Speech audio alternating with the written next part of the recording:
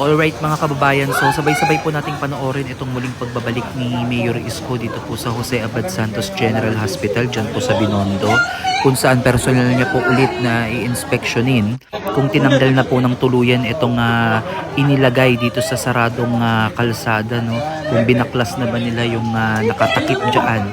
At ayan nga po, mainit po na tinanggap si Mayor Isko ng mga empleyado dyan sa ER department at nakipag-selfie po siya. At kasama niya nga po dito si City Engineer Andres. Ayan, at sila po ay papasok dito sa loob. So dito mga kababayan, mapapansin nyo, pagpasok ni Mayor ay sasalubungin siya ng ilang mga empleyado sa loob na may mga hawak-hawak na sulat, no, na sinulat nila sa bond paper. At eto nga po, naaliw nga po dito si Mayor Isko. At yung isang letter dyan ay kinuha niya. Ayan, nakasulat dyan yung Yorme item. So, sabi naman dito ni Mayor Isko, he will do his best para nga po na kung ano po yung maitutulong niya dito kay Madam, no? At eto nga po, kasi kinuha yung pangalan niya. Tapos kukunin niya ni Mayor mamaya. At ang nakakatuwa dito mga kababayan, no, lahat po ng halos gamit ata dyan sa loob ng ER ay may mga nakasulat, no? Yung isa nga dyan, yung air condition dyan na kanyang dinonate, may parang pick up lines pa nga dyan, no, na nakakaaliw talaga. Ayan mga kababayan, makikita nyo, Yorme, nilalamig ka na ba? Yayakapin ka namin. Ayan, tapos nagpasalamat sila dito nga sa dinonate niyang aircon na talaga naman napapakinabangan dito sa emergency room. Lalo na mga kababayan, itong ER kasi napaka na itong busy. Ito talaga yung napaka-busy lugar dito sa loob ng ospital na talagang hindi ka pwede dito patulog-tulog dahil maya't maya ang pagdating ng mga pasyente na hindi mo alam kung anong oras at anong araw, kaya dapat laging ready. At syempre yung pag-accommodate mo dito sa loob ng ER ay dapat maayos, maaliwalas, at ganito na maayos yung kanilang ventilation ay malaking tulong po para sa mga empleyado at syempre sa mga pasyente. And also itong upuan na to na parang nangihingi na nga ng kapalit, no, na halata namang napakatagal na po na panahon na nagsilbi sa kanyang mga amo. So ito yung bumisita si Mayor Isko nung unang araw dito sa Jose Abad Santos General Hospital at nakita niya nga itong nakaharang dito sa kalsada, kaya muli po siyang bumalik dito sa ospital. At ngayon ay panoorin natin ito mga kababayan. No? Bakit kailangan ito? Cesar, bakit kailangan ito? Oh, Andres. Andres. Nagulat po ako dito. Arman. Vice, kanina ayaw nga ako ng guard pagkilala lang.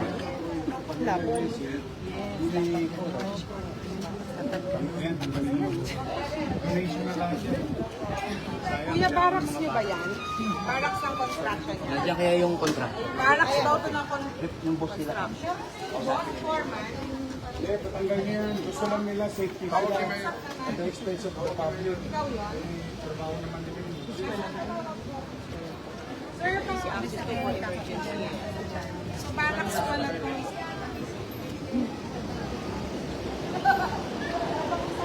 Pare, baklasin niyo ito bukas. Maga. Dito ito na yung safety officer daw. Robert, ito yung contractor. Ay, pare. Pero bago- Isuyo lang. Ba't kayo naglagay yan? Para saan daw yan? Noong una po kasi, meron, ito po yung capital.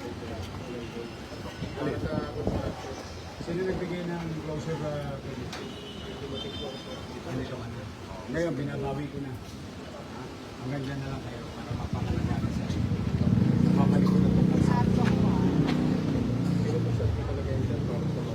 Exactly. Kaya hindi kailangan ng team. So, bukas tanggalin na yan. Anong gusto nyo? Kami ng donation na o sosoli namin sa inyo? Ha? Kayo na lang.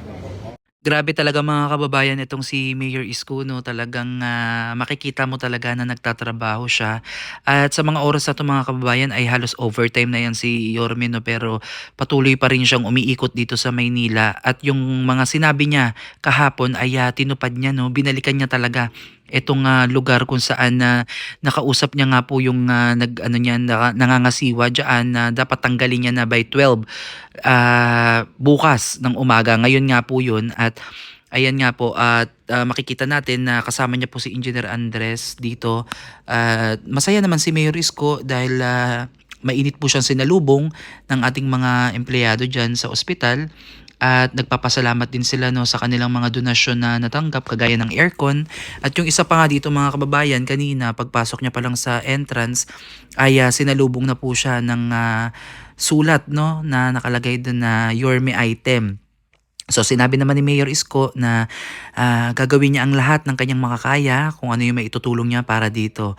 At bukod pa dyan mga kababayan, yung nakapaskil dito sa air condition na dinonate ni Yorme Isko sa kanilang department ay may nakasulat din no, at may pick up lines pa nga. So nakakatuwa no, dahil mararamdaman mo talaga na mahal din siya at gusto din siya ng mga tao at talagang ramdam mo yung pagkamis. At alam naman natin na 3 taon din siyang nawalay sa lungsod ng Maynila at nawala ng ama ang lungsod ng Maynila no. At ngayon na muli po siyang nagbabalik ay unti-unti niya pong tinatama yung mga mali at ginagawa niya po yung kanyang sinumpaang pangako tungkulin upang paglingkuran ang mamamayang lungsod ng Maynila at syempre itong ating pinakamamahal na Maynila no. So ito yung mga update mga kababayan dito sa Jose Abad Santos General Hospital at naway nabigyan na sila ng parang relief dahil nakausap na po nila si Mayor Isko at napaabot na po nila yung ilan sa mga kanilang hinaing. So dito naman mga kababayan, ito naman yung pagpapatuloy ng ating vlog sa pag-update po natin sa mga nasunugan po dito po sa Tambunting na isa din po sa natulungan din po ni Mayor Isko at agad-agad din kumilos ang pamahalaang lungsod no upang magpahatid po ng tulong sa kanila.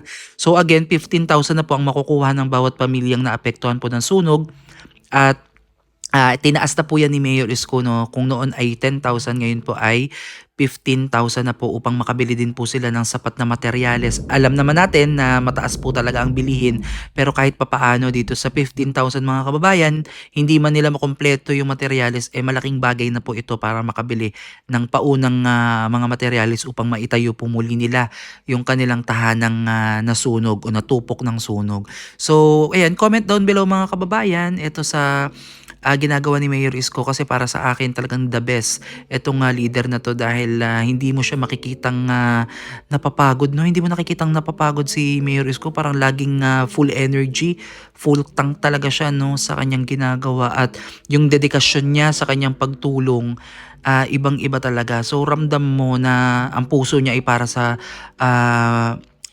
tao at mahal na mahal niya talaga yung Maynila. So muli, maraming salamat at comment down below kung nagustuhan nyo tong ating reaction and opinion sa pagbibigay natin ng mga komento dito sa ginagawa ni Mayor Isko no. So good job no dahil malaki talaga yung naitutulong niya para sa mga kababayan natin dito sa Maynila na nabibigyan ulit ng bagong pag-asa ang bawat isa sa atin, which is yun yung kailangan natin no, na ipakita niya na talagang ang gobyerno ng Maynila ay buhay, gising at nakikinig sa ating mga pangangailangan. Maraming salamat mga kababayan at God bless po sa inyo.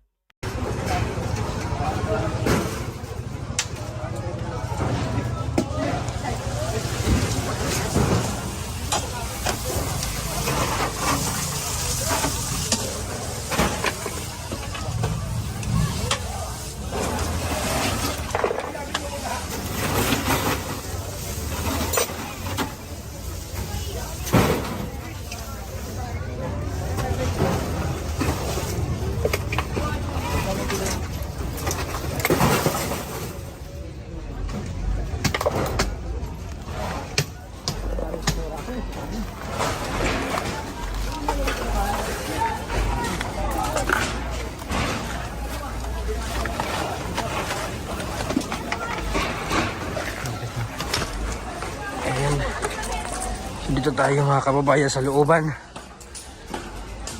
So ito yung likod na bahagi.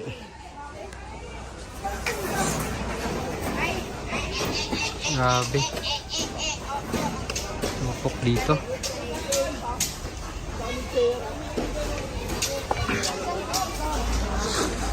Yan, umuusok pa nga dito yun.